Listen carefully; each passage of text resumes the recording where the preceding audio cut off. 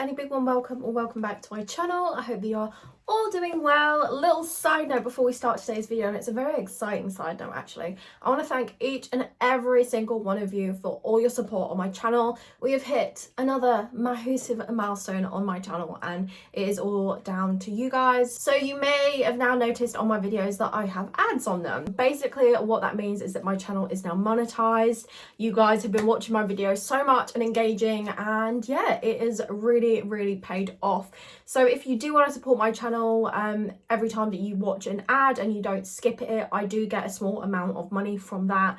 It is literally not a lot, but you know, every little helps. So yeah, if you do want to support my channel and if you don't really understand how ads work, basically the YouTube creators will get a small percentage of the money for every ad that you watch. So yeah, now that that's out the way, a massive update on my channel. I'm so excited, but yeah, I just wanted to share with you guys what it meant so that you didn't wonder why I've just randomly now got ads in my videos. So yeah, anywho, today's video is one all about placement. I'm currently right in the midst of my second placement, which is the antenatal and postnatal ward, and I'm a first year student midwife.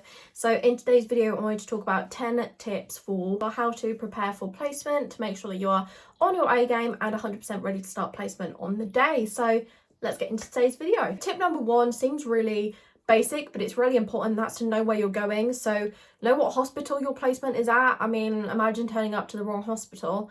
And also know what kind of ward that you're on, what your shift times are. Just get to know where you have to be and at what time, basically. So, you know, what part of the hospital that you are in. If the hospital's quite big, it might be handy getting a map, or, you know, just maybe having a walk around the hospital so you know where you have to go. It gives me those first day of school vibes when you used to get lost when you went to secondary school, because I definitely got lost. But yeah, just familiarising yourself with where you're going, what ward, when, what your shifts are, all of that stuff. Number two is to know the dress code. So jewellery, which is normally, you can have one stud and you can have a wedding band, but that is about it. Hair normally has to be up off the shoulders, so for us girls with long hair, sometimes just having it up in a pony isn't okay because it kind of drapes, so I do like a little hairstyle where it's up off my shoulders, and it does keep me cool as well. So I mean, it's not the end of the world having to do that. And then in terms of your uniform, most places make you wear your university uniform so that you can be easily identifiable. Some places do make you wear scrubs. Just kind of make sure you know what you're doing when you get there. An important topic is shoes. So definitely find some shoes that are right for you. But not only that, they have to be suitable for placement. So most places ask for smart looking black shoes that are wipeable. So I have some Skechers that are great, but they have the like breathable holes in them. So they're not too great because any bacteria or whatnot can get in there. So I actually have my, I think they're Skechers Go Work, something like that. And they're pretty comfortable. They've got memory foam lining and they're easily wipeable. So yeah, just make sure that you know kind of what the guidelines on shoes are, and make sure that you've got all your uniform, any kind of dress code things down to a T. Next is familiarise yourself with your placement documentation. Now, I'm not sure what this is like at different universities. We have our MORA pad, which is the Midwifery Ongoing Record of Achievement. It used to just be called a practice assessment documentation, so just called a pad. I'm not really sure, but anyway, you'll have something like that that's got all your assessments, your proficiencies, your check numbers, everything will be in that booklet. And then you should also have a daily learning log. I mean, at my university, we have a daily learning log, so I'm pretty sure you might have them at others, but just make sure that you familiarise yourself with what your practice documentation is, kind of what it expects from you, what you need to do every shift. Timesheets as well, they're really important to get filled out, otherwise your time will not be logged on placement. So yeah, just familiarise yourself with everything you've got to do. I tend to give myself a week to settle into placement, and then I'll start looking at my proficiencies.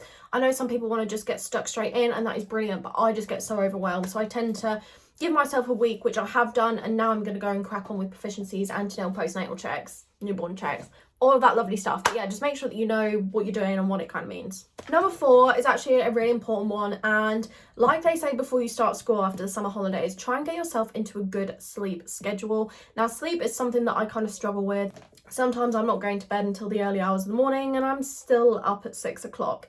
So placement shifts tend to be 12.5 hours long.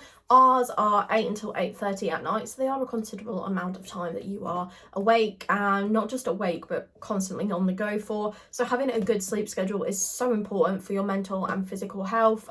You know, it can really boost your energy. Otherwise, you're just going to absolutely crash well on placement. So try and get yourself into a good sleep schedule before you start, maybe about 2 weeks before. Try and set yourself a bedtime, stay off screens, and even though it's so hard when you're actually off, try and get up early so your body clock can kind of register it, because it is such a shock to the system, let me tell you, when you have had some lie-ins and then you get back out of a placement. Number 5 is to know the process of if you have to call in sick or if you're absent from placement. So for us, we tend to call the ward or the midwife in charge where we are. We also let our placement allocation team know, and we also have a chat with our lecturers and practice facilitators as to when we can make those shifts up. So there are quite a few bits and bobs that you need to do when you call in sick. So just making sure that you know of those processes, you know, if you ever are sick or if you ever have to take time off, it's just less stress. You don't have to go and find that information. You know what to do when you need to call in sick. So yeah, just familiarise yourself with the policies and then you're good to go. So number 6 is to do some reading around your placement area beforehand. So you don't have to go too in depth because you will learn so much on placement, but just having a little overview about what they do in that kind of sector. So if you're on the labour suite, I would recommend reading the NICE intrapartum guidelines, just familiarising yourself with, you know, the observations that are done in labour, just different bits and bobs, things that you can do as a student midwife in labour and birth, anything like that. For me, I'm on the antenatal postnatal ward, so I have looked at, well, I've kind of skimmed over the antenatal guidelines for uncomplicated pregnancies and some postnatal guidelines and things like that. I also have my midwifery essentials little books, which I've shown in my 10 books I recommend getting for my midwifery degree. And I just gave those a quick flick through and they are brilliant for quick fire facts. So yeah, just do a little bit of reading just so that when you go in there, you don't feel like a fish out of water, you know, especially with the abbreviations. I stand there in handover thinking that they're talking a different language. You do pick it up and don't be afraid to, you know, ask what something means. I heard twok, someone's been twocked for the first time the other day and I was like, I don't know what that means, so I had to ask because it sounded very funny. And yeah, now I know what that means. But familiarising yourself with some general abbreviations used in that area, that can really, really help as well. Number 7 is to organise yourself. So I did a video all about how I organise myself for uni. If you haven't seen that, give it a watch. Honestly, it will save your life. But being organised is so important, especially when you're on your placement blocks. Like I said, my diary has everything in there. So we have everything from my placement shifts. I like to write everything in there, if it's a day, if it's a night, what ward it's on, just so that if anything ever comes up or if I've got an appointment or I don't know, I've got working on bank shift, I can work around everything because I know where I have to be and when, and it just takes that pressure off your shoulders because you know where you need to be. Number 8 is to request your off duty or to swap any shifts that you can't do. So when I first got all of my placement allocations, I had a procedure and a couple of medical appointments that were on my placement shifts that I just had to switch around, and they're of course okay with you doing that. It's best just to get in contact early so that they can find a suitable replacement day for you to do it on. But requesting off duty is basically like annual leave whilst you're on placement. So my birthday is coming up, my 21st birthday, so I've got off duty for 4 days next week, which I'm buzzing for. But yeah, just make sure that you get your off duty in.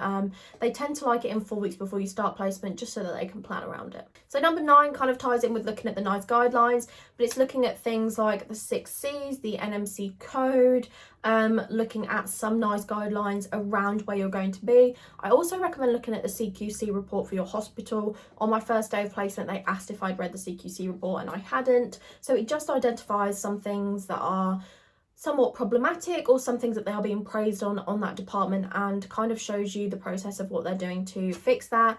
It just gives you an overview of basically what's going on in the department. Also, you know, you might be reading some policies, you might be doing some e-learning, anything like that. So just reading up on documentation, and if there's anything massive going on in midwifery, obviously familiarise yourself with kind of what it is. I mean, people are still talking so much about continuity of care, of course they are, because that's what we're trying to roll out, but just making sure that you know what's going on and you've read some key bits of documentation, or at least know what they are. And last but not least, I'd say this is one of the things that keeps me sane sometimes. Number 10 is to get things ready the night before your shift. So if you're on back-to-back shifts, which I am quite a bit and it can be quite stressful, I recommend getting your food, your bag, your uniform, everything that you possibly can get ready. Get it ready the night before, because it will save you so much hassle and so much stress the morning of your shift. When, for me, I'm getting up at 6 o'clock in the morning, I'm stressed anyway, I'm rushing around. You don't want to have to think about all that. So just making sure everything is good to go really, really helps. Just relax you, and it's just one thing ticked off that massive to-do list. So there we have it. Those are 10 of my top tips for placement. I hope that you enjoyed. If you did, please don't forget to give this video a big thumbs up. Leave me a comment below. Let me know any future videos you guys want to see. Let me know if you're in placement right now and where you are. I would love to hear from you guys. And last but certainly not least, if you're not already, please do click on that subscribe button and click on the little bell next to it, which will notify you whenever I upload.